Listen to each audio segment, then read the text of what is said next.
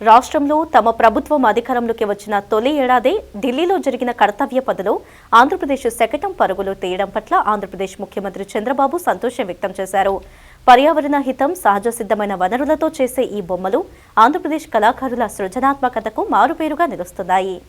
గణతంత్ర దినోత్సవం సందర్భంగా ఆదివారం ఢిల్లీలోని కర్తవ్య పథలో నిర్వహించిన పరేడ్లో రాష్ట్ర ప్రభుత్వం ప్రదర్శించిన ఏటి కొప్పాక బొమ్మల శకటం చూపరులను ఆకట్టుకుంది.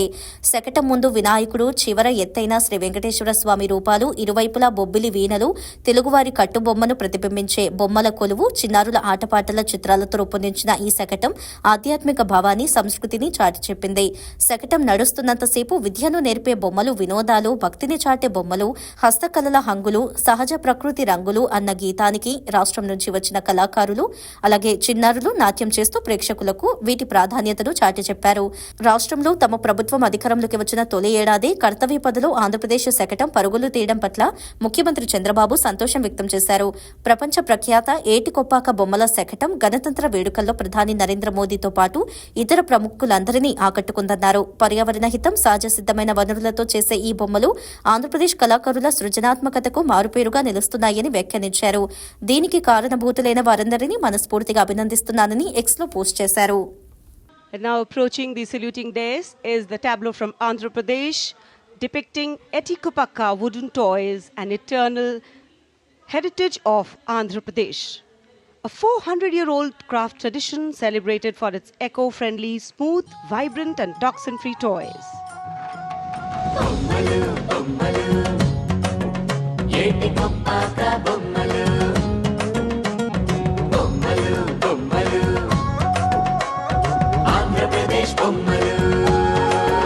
అరే ఒకటి రెండు మూడు విద్యను నేర్పే బొమ్మలు, వినోదాల బొమ్మలు, బొమ్మలు బొమ్మలు భక్తి చాటే బొమ్మలు. అరే హస్తకళల హంగులు, సహజ ప్రకృతి రంగులు. అయితే ఈ శకటాలు నిర్మించేటప్పుడు దీని వెనకాతల ఒక ప్రక్రియ దాగి ఉంటుంది. ఎందుకంటే సబ్జెక్ట్ అనేది జస్ట్ ఏదో పెట్టాం వచ్చాం ప్రజెంట్ చేసామన్నట్లు కాకుండా దానికి ఒక థీసస్ ఓరియంటేషన్తో అసలు దాని సబ్జెక్ట్ని ఫస్ట్ అనలైజ్ చేసుకుంటాం. మేము ప్రజెంట్ చేయబోయే సబ్జెక్ట్స్ని అనలైజ్ చేసుకుని దాన్ని ప్రజెంట్ చేస్తాం. అలాగే ఈ సంవత్సరం ప్రజెంట్ చేసిన దాన్ని షార్ట్ లిస్ట్ అయిన సబ్జెక్ట్ ఏంటంటే ఏటి కొప్పాక కొయ్య బొమ్మలు, చెక్క బొమ్మలు. ఇది పర్యావరణ సహిత బొమ్మలు, అంటే ఇట్స్ ఫ్రెండ్లీ బొమ్మలు అనమాట. దీనికి సబ్జెక్ట్ ఎంచుకోవడానికి కారణం ఏంటంటే ఈ ఏటికొప్పాక బొమ్మలు అన్నది దాని పేరులోనే ఉంది, దాని ఒక ప్రదేశం పేరు.